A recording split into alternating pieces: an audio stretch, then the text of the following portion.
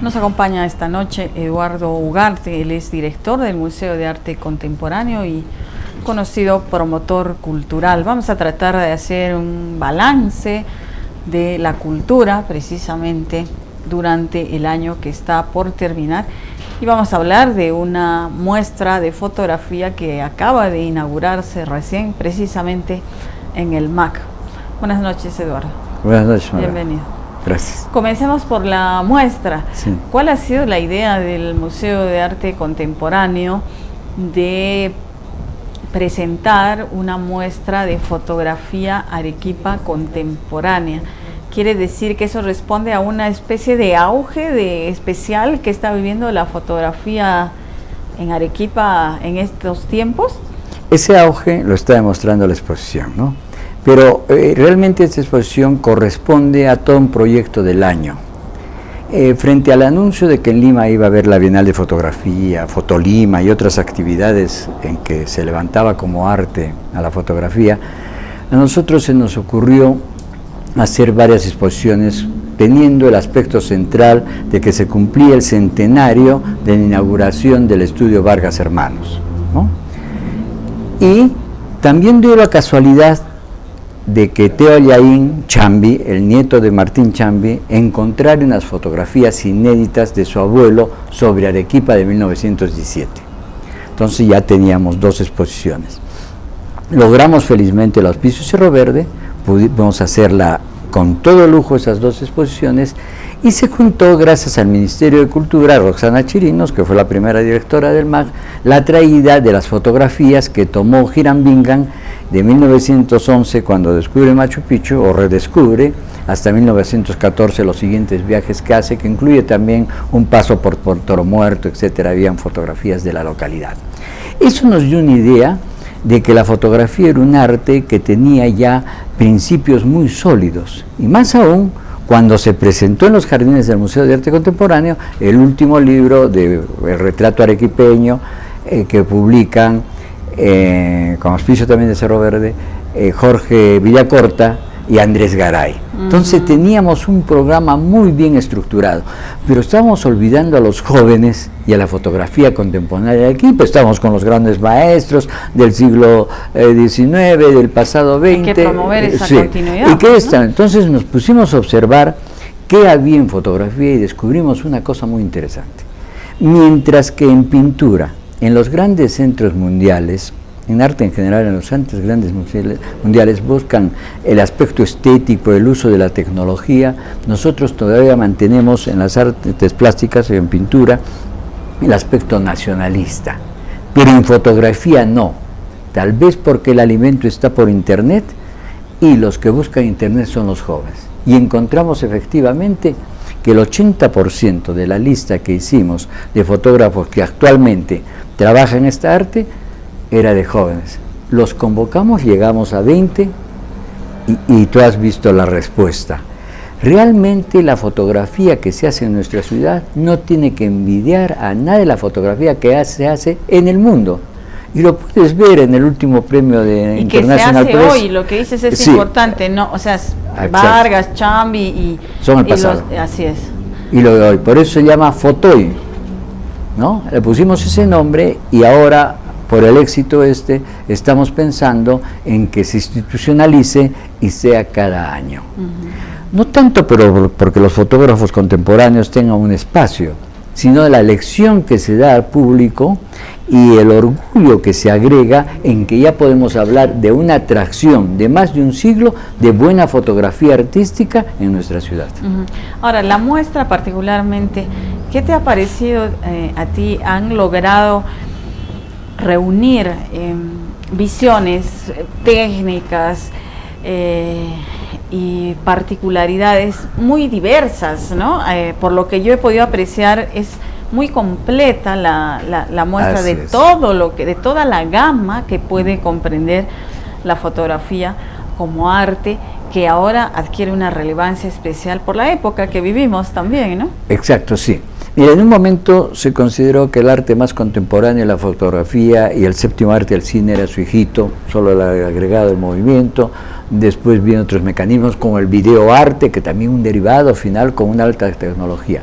Pero como tú dices, esa variedad, primero de intereses, en qué tema escoges. Segundo, de la búsqueda de composiciones e innovaciones en la captura de la imagen, buscar los escenarios distintos. Puedes tener la inspiración del claroscuro de los Vargas, puedes tener la inspiración del aspecto humano de Chambi y otras inspiraciones, pero los jóvenes primero se dan cuenta de que ellos tienen en el instrumento fotográfico una herramienta para expresar su voz. Por eso ves esas tomas tan para especiales. hacer sus selecciones. Sus selecciones, eso, a través de sus intereses seleccionan, y ya has visto que una cocina de Santa Catalina puede estar vista de una forma distinta, ¿no? La han alargado, no es la paisada conocida, por lograr la lucerna arriba, o si no, has visto esa del portal, un portal centenario que tenemos acá, lo han puesto de tal perspectiva, que hay una serie de luces que no reconoces que son los faroles del portal. Sí. Entonces, hemos demostrado de que en la fotografía nos podemos pelear con el mundo, mientras que con la pintura estamos con muy buen pie también en los concursos nacionales. Pero en fotografía perderemos nuestro carácter en el aspecto técnico de localistas y solo lo mantenemos con el tema, pero en el ejercicio de la fotografía artística sí estamos muy bien. Y es un valor también que tiene esta muestra, es que por primera vez se reúne a la gran mayoría, yo diría casi la totalidad, porque tal vez nos faltaron 2, porque estaban de viaje, de los que hacen ejercicio fotográfico artístico en Arequipa. Entonces, es una buena muestra, no de carácter antológico, porque no hemos seleccionado por criterio quién fotografía mejor, quién ha ganado premios. No. Quienes hacen el ejercicio fotográfico artístico, esos son los que han concurrido, están exponiendo y están demostrando. Se ve esa variedad y esa, en algunos casos, más o menos intensidad, en fin, ahí para elegir.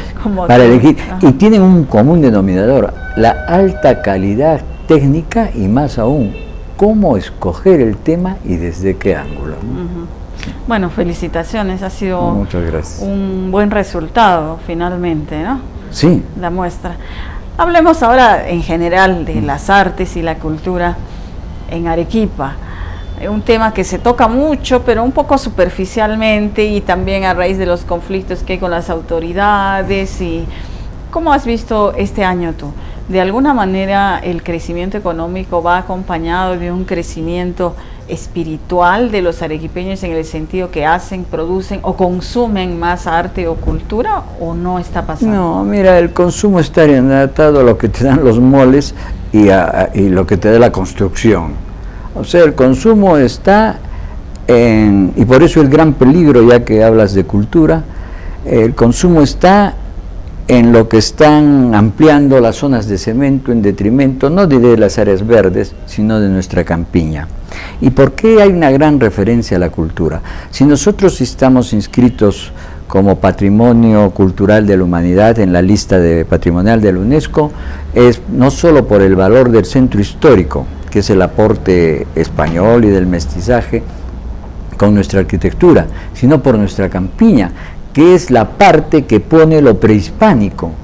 Son 4.000 años de cultura en la campiña, porque la campiña no es paisaje natural, es paisaje cultural, es la tierra roturada por el hombre, es lo que no se ve en muchos lugares del mundo, nuestros andenes, es los restos arqueológicos, o sea, los utensilios en la cerámica que ha dejado esta cultura. Por eso es que no se permite que se haga una obra donde hay restos arqueológicos, ¿no? Se necesita el certificado de inexistencia de restos arqueológicos.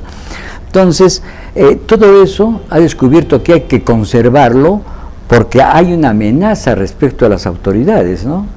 Es triste lo que ha pasado con el Patio Puno. Nos han destruido un ambiente cultural, le han roto el entorno ese que hacía zona monumental, de un lugar declarado monumento, porque todas las estaciones ferrocarriles en el mundo pertenecen a lo que se llama patrimonio industrial.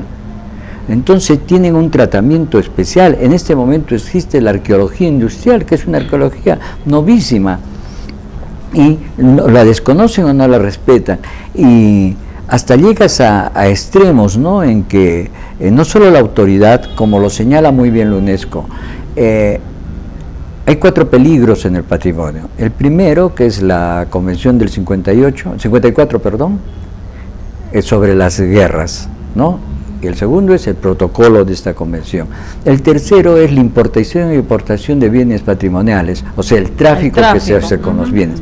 Y el cuarto son las obras públicas. O sea, las autoridades, sí, en otras palabras, son una amenaza al patrimonio. Una amenaza al patrimonio. Bueno, concretamente en Arequipa está pasando, ¿no? Está pasando. Esa amenaza es real. Se ha hecho tangible con lo del patio Puno, y el alcalde prometió acatar la resolución del Ministerio de Cultura y ahora quiere judicializar eso, ¿no? Y todavía con una frase increíble: están atentando contra el patrimonio de Arequipa, no lo vamos a permitir. No lo entiendo. La cúpula verde no es patrimonio de Arequipa. Por supuesto, y no porque lo haces en un lugar patrimonio. Pero curiosamente, Eduardo, hay personas que sí están, digamos, convencidas que es una buena cosa que se ha hecho, y que no le dan, tal vez no comprenden en qué consiste el valor patrimonial, cultural de determinadas cosas. Ahí creo que está la falla, ¿no? Porque si hubiera un rechazo masivo, una conciencia colectiva bien definida respecto a lo que somos como ciudad y queremos ser como ciudad, esto no estaría pasando, ¿no? Claro, has caído en el mismo peligro las autoridades. ¿Por qué no existe ese conocimiento, como acabas de decir? ¿Por qué no existe, se dice, Goethe lo dijo, no podemos amar lo que no conocemos? ¿Por qué no entendemos lo que es patrimonio? Porque la primera vez que se usó la palabra patrimonio aquí en Arequipa en forma masiva fue cuando se leyó en los periódicos que habíamos sido inscritos en la lista, habíamos sido declarados primero Patrimonio Cultural de la Humanidad. Es que la autoridad, no solo la de educación, porque también en la ley orgánica de las municipalidades y en la ley orgánica del gobierno regional existe educación. No se ha educado a las generaciones, por decirte algo, no quiero decir no se ha educado a los niños, no se ha educado a los adolescentes, no se ha reeducado a los adultos en que tenemos bienes patrimoniales, que tenemos un pasado, que la cultura se define como el comportamiento de los pueblos, que la cultura al final es una suma de símbolos y que estos objetos históricos son símbolos y que fueron construidos en una época, y tú en este momento también estás construyendo patrimonio. ¿Y quién dirige ese comportamiento de las ciudades si no son las autoridades? Y que el supuesto oposición o dicotomía entre progreso y patrimonio cultural es falsa, es inexistente, si no, no habrían ciudades tan antiguas y conservadas como Roma, no sé, París, en Sevilla, en España, México, es decir, todas las que son consideradas patrimonio cultural y que reciben millones de turistas al año, y que nadie puede decir que son ciudades que no son modernas, que están en la prehistoria. Así ¿no? es. Mira, ¿sabes qué cosa es ser moderno y tener progreso? Te lo digo con 3 ejemplos de Arequipa, sin irnos a México o a Europa. Cuando escribe Ventura Trabada en 1752, El suelo de Arequipa convertido en cielo, dice: Arequipa es la ciudad más moderna del reino porque ha sabido reconstruirse de sus terremotos. ¿Ah? En 1834, casi un siglo después, viene Flora Tristán y dice: Arequipa es la ciudad más moderna que he conocido. Y las arequipeñas hablan francés, no son frívolas como las limeñas.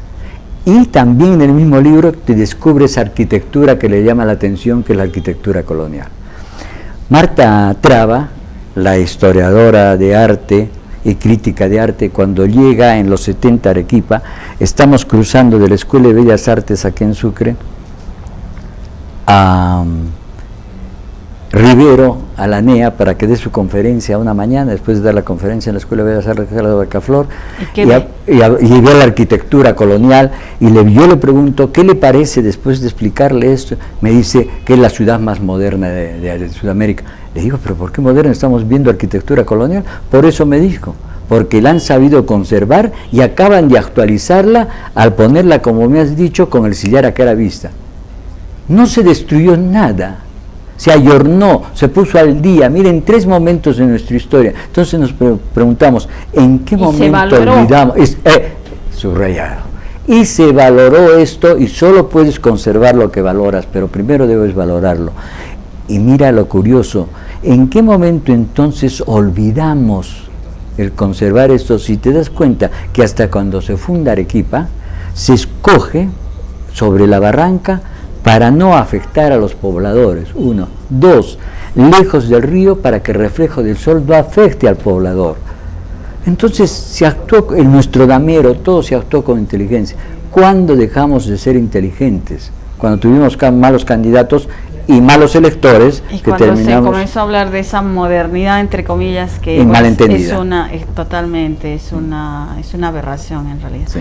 Bueno, Eduardo, muchas gracias por estar con nosotros y por estas reflexiones. Vamos a continuar, espero, en el próximo año desde el MAC y otros pequeños esfuerzos que pueden ir sumando algo más grande, ¿no? Sí, te agradezco, y más el sumarte a esto en tu propia campaña y lucha que tienes, ¿no? Entonces, que en la cabecita de lectores, auditores, televidentes se vayan sumando estos conceptos. Bueno, muy bien, muchas gracias. Gracias a ti. Hacemos una pausa, no se vayan. Hay personas que dedican su vida al arte. Gracias a ellas, de a pocos, la movida cultural arequipeña ha empezado a moverse de un largo letargo.